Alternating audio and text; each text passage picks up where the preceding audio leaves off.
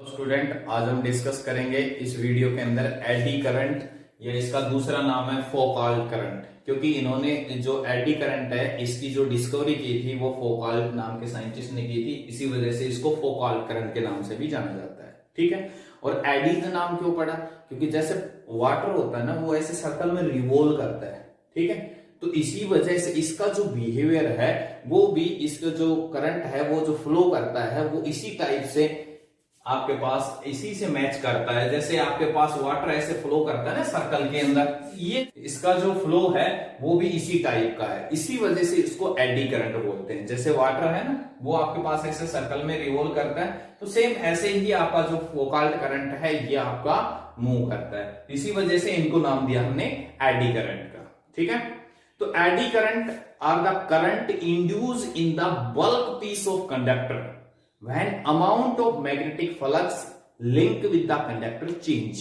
कि जब flux change होगा तो आपके पास करंट इंड्यूस होगा इसके अंदर, बल्क पीस ऑफ कंडक्टर के अंदर। ठीक है, आई बात समझ में? तो कितना करंट होगा?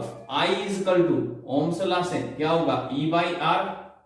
ठीक है। और हमने फैराडे लॉ के अंदर पढ़ा है EMF E is equal to किसके इक्वल होता है? चेंज इन फ्लक्स के d phi upon d t. ठीक है। तो कितना करंट आ जाएगा? I is equal to E की जगह रखा हमने d phi upon d t, upon में R हो जाएगा। ठीक है। ये हमारे पास करंट होगा जो उस कंडक्टर के अंदर आपके पास फ्लो करेगा। ठीक है, समझ में आई बात? एक कॉमन सा एग्जांपल लेके बताता हूं आप लोगों को कैसे करंट किस टाइप से होगा। देखिए, ये हमने कोई भी आपके पास एक कॉपर की प्लेट ले ली। ठीक है। और ये आपकी ऑसिलेट करने लग रही है ऐसे। ठीक है, ऐसे ऑसिलेट करने लग रही है। हमने क्या किया? इसके अक्रॉस मैग्नेटिक फील्ड अप्लाई कर दिया। ठीक है। ये कॉपर प्लेट अभी हमने ऑसिलेट करने लग रही थी ऐसे ऐसे। ठीक है। और जैसे हमने यहां पर मैग्नेटिक फील्ड अप्लाई किया तो ये आपकी डैम्प करना शुरू कर देती है, क्योंकि इसके अंदर भी एडी करंट है वो इंड्यूस हो जाते हैं। कैसे इंड्यूस हुए? क्योंकि देखिए आपकी ये है, ठीक है, कॉपर वाली प्लेट ऐसे जाएगी बाहर और बाहर से फिर अंदर।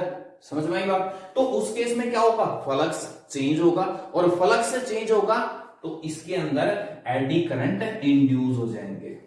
ठीक है, समझ में आई बात? और उसी वजह से आपकी जो ये मेटालिक प्लेट है ये आपकी डैम्प करना शुरू करती है। ठीक है, आई बात समझ में? क्लियर हुआ? एक एग्जांपल और लेते हैं इसी के अंदर। हमारे पास जैसे ये हमारे पास हो गया सोलेनोइड। ठीक है, ये हो गया आपके पास ऐसे कॉइल रैप कर रखी है हमने।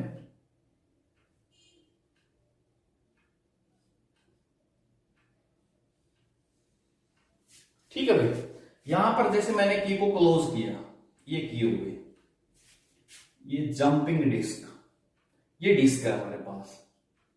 ठीक है, कोई भी मेटालिक डिस्क हो गई। अब जैसे इस की को क्लोज करूंगा तो इस सर्किट के अंदर से करंट फ्लो करना शुरू करेगा, मतलब सोलेनोइड के अंदर से करंट फ्लो करना शुरू करेगा। ठीक है। जैसे इसके अंदर से करंट फ्लो करेगा तो इसका जो आपके पास ये जो हमने ले रखा है सिलेंडर टाइप, इसका जो अपर फेस है कि कैसे करंट फ्लो कर रहा है? Anti clockwise. तो इसका जो अपर फेस है वो कैसे बिहेव करेगा? नॉर्थ पोल की तरह। ठीक है। और नॉर्थ पोल की तरह बिहेव करेगा तो ये जो डिस्क है ना, डिस्क, इस डिस्क का जो लोअर फेस है, लोअर फेस, ये लोअर फेस भी आपका नॉर्थ पोल की तरह बिहेव करेगा। क्यों? क्योंकि इसके अंदर एडी करंट इंड्यूस हो गए और उस करंट की वजह से मैग्नेटिक फील्ड, तो मैग्नेटिक फील्ड का यहां पर कैसा पोल आ जाएगा? इस डिस्क के लोअर फेस के ऊपर जो पोल आएगा वो नॉर्थ पोल होगा। ठीक है। और यहां पर भी कैसा पोल है? नॉर्थ पोल है। और सेम पोल क्या करते हैं? रिपेल करते हैं। तो आपकी जो डिस्क है वो ऊपर की साइड में ऐसे जंप करेगी। ठीक है, आई बात समझ में? फिर ग्रेविटी की वजह से नीचे आ जाएगी, तो ऐसे इसको बोलते हैं डैम्पिंग इफेक्ट। ये आपके पास ऐसे डैम्प करेगी इसी के अंदर, जो डिस्क है वो इस टाइप से इसी के अंदर। ठीक है, आई बात समझ में? क्लियर हुआ? अच्छा, अब हम लेके चलते हैं इसी की एप्लीकेशन। अब एप्लीकेशंस के बारे में हम और डिस्कस करेंगे इसी के अंदर। एप्लीकेशन में हमारे पास जैसे मैंने बताई है आपके पास 5-7 एप्लीकेशन है इसकी। सबसे पहले हम बात करते हैं इसके अंदर इलेक्ट्रोमैग्नेटिक डैम्पिंग के बारे में। इलेक्ट्रोमैग्नेटिक डैम्पिंग इलेक्ट्रो, जैसे आपने वो पढ़ा था एमसीसी, पिछले लास्ट वीडियो के अंदर जो थर्ड यूनिट के हमने बनाए थे उसके अंदर हमने पढ़ा था एमसीसी, मूविंग कॉइल गैल्वेनोमीटर, ये डेड बीट गैल्वेनोमीटर का है। तो उसके अंदर जो हमारे पास कॉइल होती है वो एक नॉन, जो आपके पास कॉइल होती है वो एक नॉन मैग्नेटिक मेटालिक फ्रेम के ऊपर ऐसे रैप की जाती है, ठीक है। अब वो जो कॉइल जैसे हम फील्ड के अंदर प्लेस करते हैं ना, तो उसके अंदर भी एडी करंट इंड्यूस होते हैं, ठीक है। क्योंकि अगर भी आपकी ऑसिलेट करती है और ऑसिलेट करेंगे तो हम रीडिंग नहीं ले पाएंगे, ठीक है, गैल्वेनोमीटर से रीडिंग नहीं ले पाते हैं। और उसी वजह से यहां पर जो आपके पास ये नॉन मैग्नेटिक मेटालिक फ्रेम ली जाती है और इसके ऊपर वायर को ऐसे लपेट के और एक रेक्टेंगुलर कॉइल बनाई जाती है, ठीक है।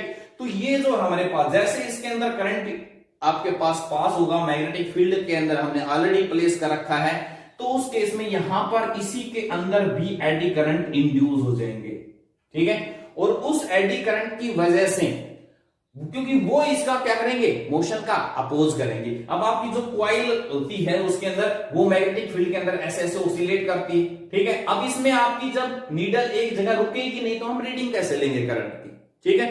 तो उसको मोशन का अपोज करने के लिए यहां पर इसके अंदर एडी करंट इंड्यूस होते हैं और वो इसके मोशन का अपोज करते हैं और उसी वजह से फिर हम रीडिंग ले पाते हैं, ठीक है।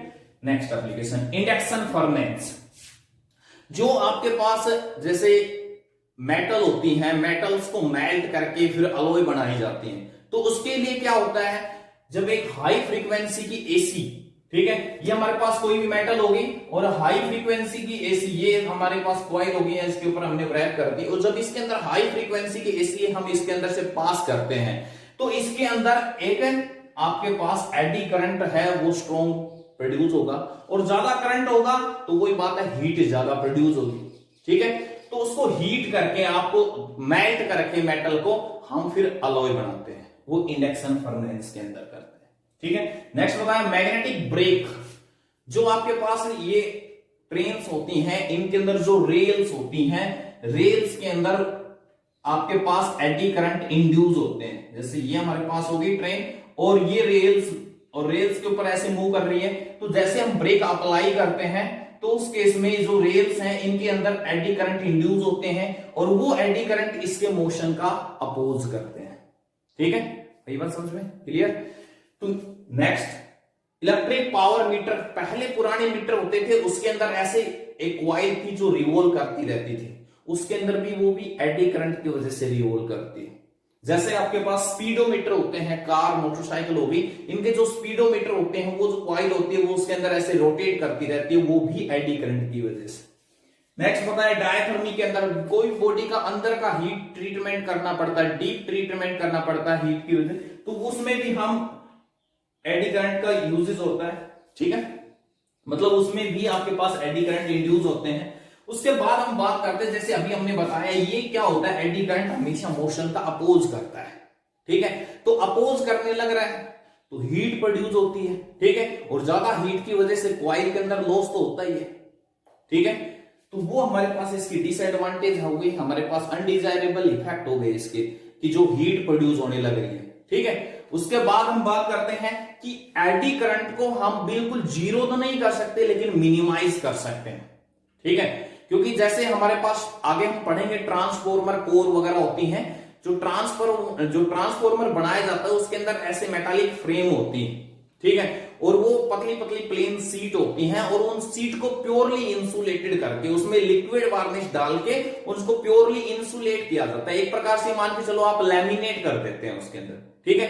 तो उन कोर्स को लैमिनेट करके एडी करंट्स को रिड्यूस कर सकते हैं, ठीक है, थोड़ा बहुत कम कर सकते हैं, हम जीरो तो नहीं कर सकते लेकिन उसको कम कर सकते हैं। तो ये था हमारा आज का टॉपिक, इसी के अंदर एडी करंट।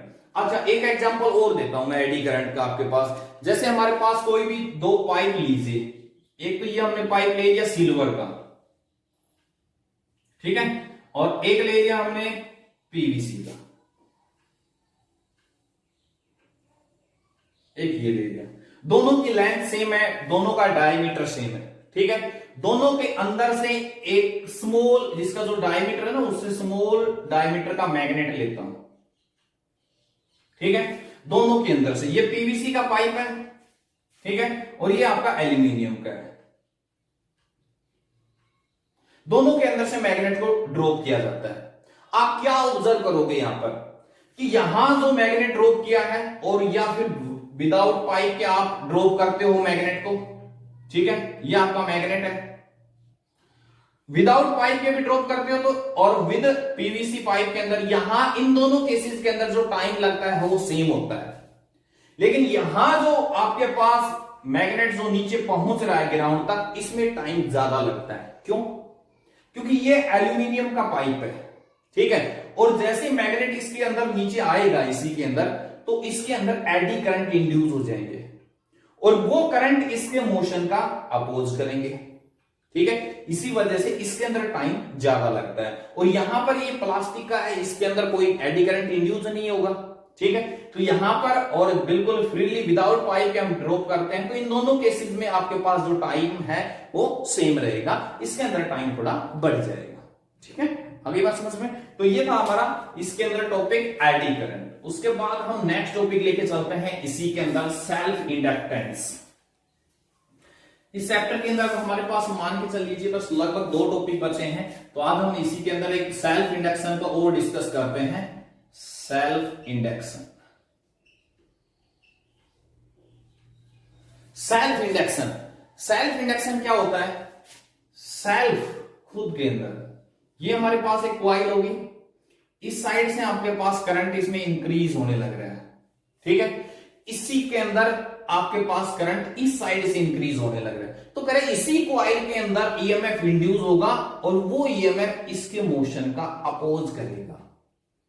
इसको बोलते हैं सेल्फ इंडक्शन। सेल्फ मतलब खुद के अंदर, उसी कॉइल में करंट जा रहा है और उसी के द्वारा जो इसी की दूसरी अपोजिट कॉइल है, मतलब जैसे ये टर्न्स होगी, इसके अंदर ऐसे करंट आने लग रहा है और इसी के अंदर आपके पास ईएमएफ इंड्यूस हो रहा है, वो इसके मोशन का अपोज करता है, ठीक है। ऐसे करंट जाने लग रहा है, इस साइड में मान लो करंट इंक्रीज होने लग रहा है, ऐसे मान लो आपके पास इसी साइड में करंट आपका डिक्रीज हो रहा है, इधर तो ये आपके पास मान लो इंक्रीज हो रहा है, ठीक है। और अगर आपके पास इसी साइड में डिक्रीज होता है तो वो भी इसका अपोज करेगा, ईएमएफ आपका इस साइड में डिक्रीज, ये इसका ईएमएफ इंड्यूस हो जाएगा, इसकी डायरेक्शन ये हो जाएगी, ठीक है। मतलब ये जो है ये इसका अपोज करता है, ठीक है।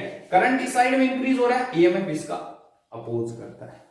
क्लियर हुई बात? जैसे आपने कई बार ऑब्जर्व किया होगा अपने घर के अंदर, जो भी हाई पावर की जो अप्लायंस होती हैं, जैसे हीटर हो गया, हीटर का जैसे हम स्विच को ऑफ करते हैं, ठीक है, पहले ऑन है और जैसे स्विच को ऑफ किया तो आपने देखा होगा कई बार एक हल्का सा स्पार्क प्रोड्यूस होता है। उसमें क्या होता है, जैसे आप स्विच को ऑफ करते हो तो करंट एकदम से स्टॉप होता है, ठीक है, करंट एकदम से डिक्रीज होता है और उस कॉइल के अंदर ईएमएफ इंड्यूस होता है, वो इसका अपोज करता है, ठीक है। आई बात समझ में? एक कॉमन सा एग्जांपल लेता हूं मैं, जैसे ये हमारे पास हो गया एक सर्किट और इसके अंदर एक साइड में हमने कॉइल ले ली और एक साइड में ले लिया रेजिस्टेंस। यहां पर 2 बल्ब लगा दिए मैंने, ठीक है। ये हो गया पहला बल्ब B1 और ये हो गया B2। इसमें हमने इंडक्टेंस कॉइल ले ली और इसमें रेजिस्टेंस ले लिया, ठीक है, दोनों को बैटरी से कनेक्ट कर दिया, ठीक है। ये की हो गई, की को क्लोज किया। जैसे ही की को क्लोज करते हैं इस सर्किट के अंदर से करंट फ्लो करेगा। तो कह रहे हैं कि हम क्या ऑब्जर्व करते हैं यहां पर कि जो बल्ब आपका B2 बल्ब है वो जल्दी ग्लो करता है, B1 वाला जो बल्ब है वो लेट ग्लो करता है। ऐसा क्यों?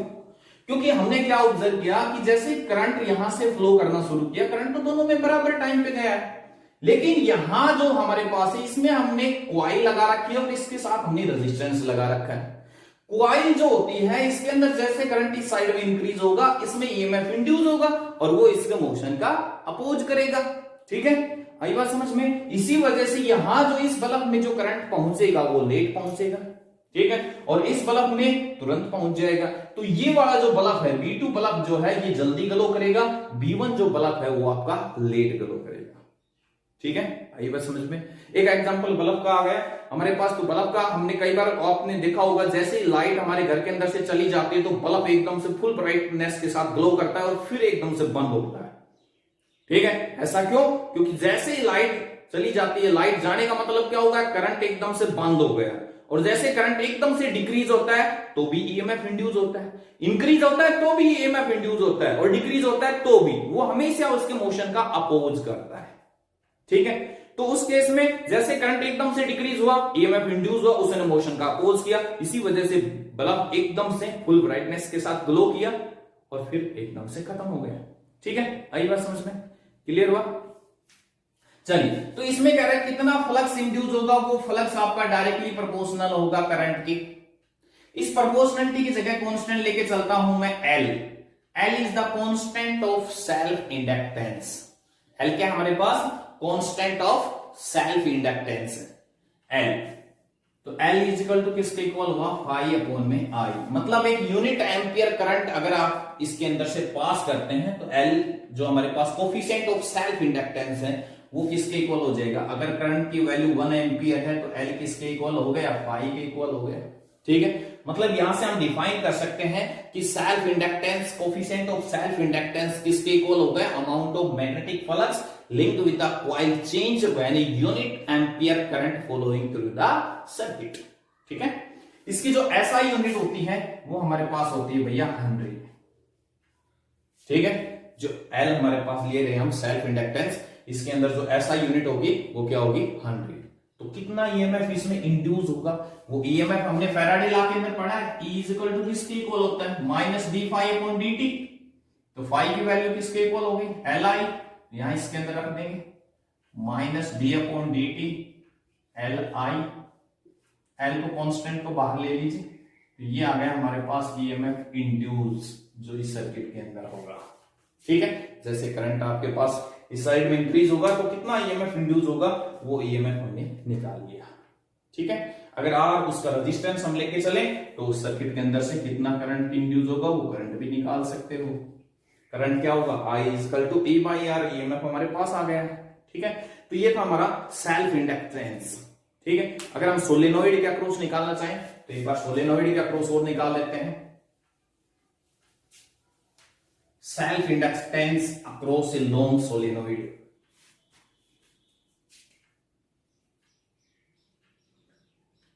Across solenoid.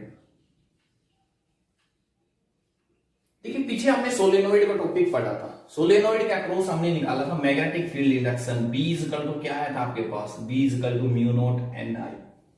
किसके इक्वल आया था? B equal to mu naught N I. N हमारे पास क्या था? Number of turn per unit length. क्या था? Number of turn per unit length. तो यहां से फ्लक्स कितना चेंज होगा? फ्लक्स क्या होता है? I equal to B dot A. ठीक है, B इंटू में एरिया, और अगर n नंबर ऑफ टर्न्स है तो क्या जाएगा? NB। अगर थीटा हमारे पास 0 है तो क्या गया? NBA। ठीक है, B की वैल्यू पुट करें इसके अंदर, n हमारे पास नंबर ऑफ टर्न्स होगी, B किसके इक्वल है? म्यू नॉट एन आई इंटू में एरिया। ठीक है, कॉइल के अगर रेडियस में r लेके चलता हूं तो एरिया को आप पाई आर स्क्वायर भी ले सकते हैं। ठीक है, और अभी हमने सेल्फ इंडक्टेंस के अंदर पढ़ा है फ्लक्स फाई इक्वल टू किसके इक्वल होता है? Li के।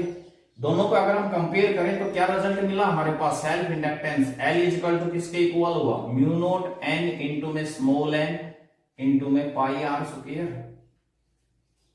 ठीक है, आई बात समझ में? यहां तो अगर हम दोनों को स्मॉल n या दोनों को कैपिटल N के टर्म में लेके चलें तो क्या बन जाएगा? म्यू नॉट n इंटू में n स्क्वायर हो जाएगा अपॉन में L पाई आर स्क्वायर। मतलब जो स्मॉल n होता है वो आपको पता है क्या होता है? Number of turn per unit length. ठीक है, तो आपका जो सेल्फ इंडक्टेंस है कॉइल का वो नंबर ऑफ टर्न्स पे डिपेंड करता है। ठीक है, उसका एरिया के ऊपर डिपेंड करता है। मीडियम के अंदर अगर आपके पास कोई मीडियम एग्जिस्ट कर रहा है तो आपका सेल्फ इंडक्टेंस क्या हो जाएगा? म्यू नॉट इंटू में mu R N square pi R square upon में एल।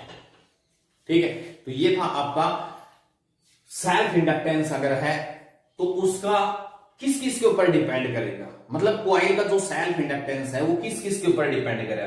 तो वो आपका इन सब चीजों के ऊपर डिपेंड करेगा।